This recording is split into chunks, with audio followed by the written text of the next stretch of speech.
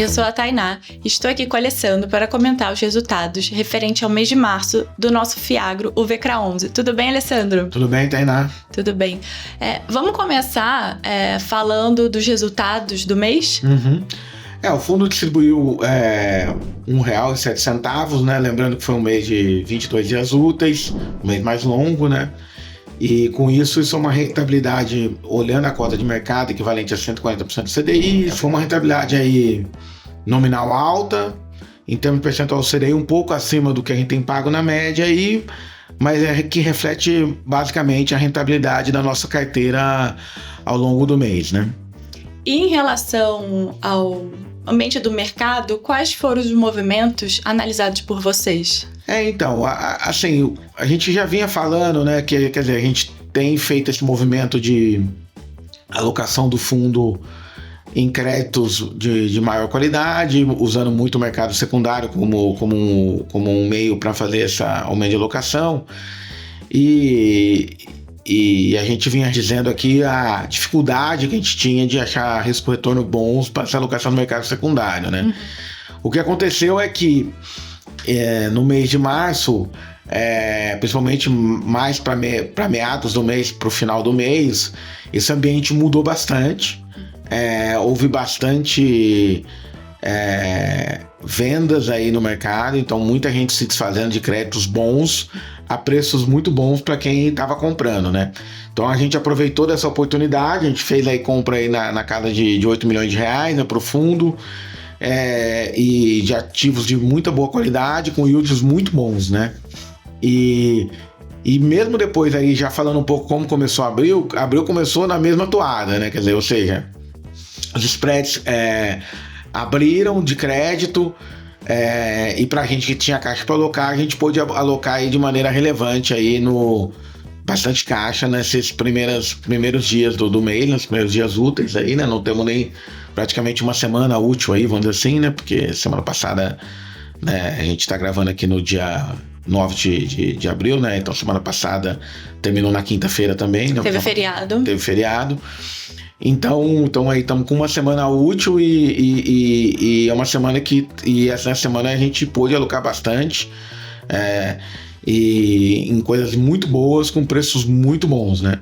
Então a gente está bastante otimista com essa perspectiva aí, né, de poder continuar essa alocação do caixa do fundo. A gente já terminou o mês passado, né, o fechamento com caixa já menor do que a gente estava tendo. E a expectativa, né, com certeza, né, já pelo que a gente já fez a alocação, a gente vai terminar com um caixa menor ainda esse mês, o que melhora a rentabilidade do fundo, né? Então é isso que a gente está vendo. E em geral, assim, não tem muito a ver com os fundamentos das empresas, né? Então as empresas que a gente tem visto aí, eu não vou abrir aqui porque a gente ainda está montando posição, são empresas que os fundamentos estão bons para elas. Não é que o fundamento melhorou recentemente, né? Em função de guerra, essas coisas não tem sido atrapalhado, pelo contrário. É mais um movimento técnico, né? Tivemos aí problemas aí de recuperações dessas judiciais grandes sendo anunciadas, um pouco também de aversão de risco, né? O mercado estava indo muito com uma ponta, aumentou a aversão de risco. Está se protegendo, né? E aí o investidor vende o que tem, né? E nessa vende o que tem, tem coisa boa, que o fundamento tá melhor. E como a gente tinha um caixa, a gente aproveitou, né, desse momento. Exato, isso. Então manter lá aquele dry powder, né, esse caixa aí que a gente vem mantendo, sendo, vamos dizer assim, parcimonioso, criterioso e ter paciência, às vezes se paga, né? Então foi o que a gente tá fazendo. Então, acho que na próxima carta, quando a gente mostrar aí a alocação do mês, vai ser uma surpresa boa. Não surpresa porque eu já tô falando agora, mas vai ser uma notícia boa para todos. E que e vocês vão ver que são nomes de muita qualidade mesmo, que a gente tá conseguindo alocar. Eu acho que outro ponto que a gente poderia comentar e que a gente trouxe na carta é sobre a reserva que a gente tem no fundo, né, Alessandro? A gente foi questionado muito no nosso e-mail de RI, né? E, aliás, o e-mail tá aí à disposição de todos, né? A gente responde tudo que a gente recebe, na medida, obviamente, do que a gente consegue responder, mas a gente nunca deixa ninguém sem resposta. Com certeza. E sobre reservas, né? Acho que houve uma preocupação aí em função do resultado que a gente distribuiu em fevereiro, né? Que basicamente refletiu no fundo, menor de azul de fevereiro, mas talvez existia alguma expectativa no mercado que a gente fosse usar a reserva nossa para fazer algum tipo de amortecimento, vamos dizer assim. Dos dias úteis. Dos dias úteis, do nominal. A gente preferiu por não fazer. E aí veio muito questionamento de qual é o tamanho da nossa reserva. E aí a gente não costumava abrir, mas aí a gente... Então a reserva nossa é 71 centavos, né, no que a gente tinha. E a função dessa reserva, a gente já vem falando, é uma função de estar aí para... caso a gente precise usar, a gente use. Se a gente perceber que a gente pode distribuir, a gente vai distribuir, né? Então essa reserva já variou muito. Lembrando, quando a gente teve aqueles eventos de créditos lá, tanto em 24 quanto o início de 25, a gente pôde continuar distribuindo, porque a gente tinha bastante reserva. Então a ideia é ir usando essa reserva conforme a gente precisar, e não para fazer um amortecimento de dias úteis. Assim, a gente poderia ter feito, né?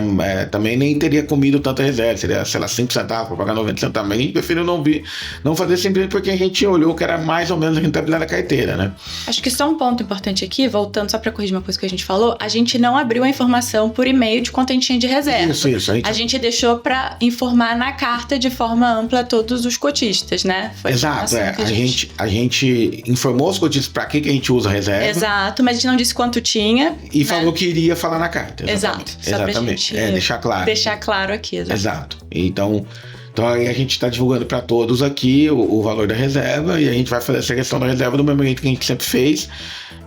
A gente divulga lá o resultado do fundo no mês a mês, as pessoas conseguem acompanhar também como evoluem as coisas. Então, basicamente, foi essa a ideia de divulgar as reservas, tá? Acho que agora a gente pode passar um pouco pro panorama setorial que a gente traz na carta, do que você tem visto aí nos setores que vale a pena a gente comentar. A gente continua ainda aí num momento de incerteza em função da guerra, né? Para um monte de coisa, fretes, preços em geral. E sabe que com a guerra também tem aumento do combustível, né? Exato, isso tem consequências positivas e negativas, a gente já falou aqui, de fertilizante. Então existe uma incerteza grande, né, para a próxima safra, se continuar assim, né? Mas quem tem bola de cristal para saber como vai continuar, né? A gente sabe que, né, o Trump tem tomado decisões aí no dia a dia, né, e cada hora muda a direção. Do ponto de vista setorial não mudou muito, né? Acho que o panorama é o mesmo.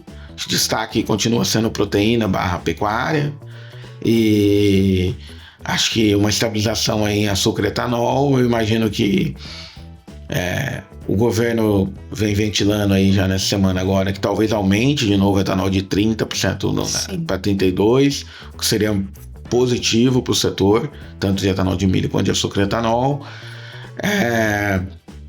E é isso, basicamente. Acho que teve de grandes novidades, mais que envolve biocombustíveis, ainda um espaço de pessoal esperando o que vai acontecer no biodiesel, né, do B15, tem gente que já vai para o B16 direto, enfim, tem toda uma questão aí em relação ao biodiesel, mas a demanda continua muito forte. Outra coisa que continua muito forte, assim, que favorece o setor de proteínas, é aquilo que eu venho falando aqui, essa dobradinha biocombustível com o setor de proteína. Então, se você pegar o preço do farelo de soja e o preço do DDG, que é o derivado do etanol de milho, ele vem mais ou menos flat nos últimos tempos, e sendo que o preço das proteínas subiram. Por quê? Porque para poder produzir o óleo que vira biodiesel, né? Ou produzir o etanol de milho, você tem que necessariamente gerar o farelo ou o DDG. Então acaba que você tem uma oferta, quem puxa a oferta é o biocombustível, você tem o subproduto, entre aspas, que não é um subproduto, que é um pedaço relevante da receita disso, mas o produto secundário, vamos dizer, ele acaba tendo uma oferta grande, e isso ajuda tanto o setor de suínos, pecuária, quanto o setor de frangos, né? Então isso é uma tendência que continua. Então, apesar de guerra, subida de preço, tal, não reagiu a esses preços. Não reflete. Que é um insumo, mas o preço da proteína vem subindo. Então, muito positivo para a margem do setor em geral, tá? E é aquilo que a gente sempre fala, né? A importância da diversificação, tanto de região e de setor, que a gente procura fazer no nosso fundo, né? A gente tem uma diversificação grande aí setorial e vem aumentando essa diversificação com essas operações que a gente vem fazendo no mercado secundário. Tá bom. Eu acho que, por fim, né? Acho que as pessoas estão ansiosas para saberem se a gente teve alguma atualização da carteira. Como era... Assim, a gente tinha dito, era esperado, o judiciário começou a se movimentar. Então, no caso de Serpaz, a gente obteve uma decisão favorável aqui no TJ de São Paulo, dizendo que o nosso crédito era concursal, que a gente poderia continuar executando os avais, tudo isso, mesmo tendo uma RJ lá, o que foi bem positivo para a gente. No caso do Northart, tivemos uma decisão super positiva que a gente, além da terra, só para o pessoal entender, a gente, além da terra que tem garantia, a gente tem outras garantias, entre elas o aval de um dos sócios ali. Tá bom. E aí a gente executou esses avais e vem tendo sucesso na execução, mas ainda esse sucesso era um sucesso sem muita tangibilização. E aí agora a gente conseguiu uma decisão favorável de penhora e de venda de propriedade que estão no nome desse sócio, tá? Tá bom. Então, com uma autorização judicial para a gente vender, obviamente tem que seguir alguns critérios lá de preço mínimo, teve um laudo, tudo isso. Mas isso foi uma notícia muito positiva para a gente, porque a gente consegue, vamos dizer assim, ter mais uma avenida para a recuperação do crédito, além da execução da garantia primária lá, que é a eleição fiduciária das terras, né? Que a gente tem no caso de Norfagro. Então, foi uma notícia positiva. Obviamente, né, não é coisa que acontece dia para noite, né, mas é coisa que andaram para frente a nosso favor, né, o que foi uma boa notícia, né. Com certeza. E BB Fuels também, a gente também recebeu alguns questionamentos, né.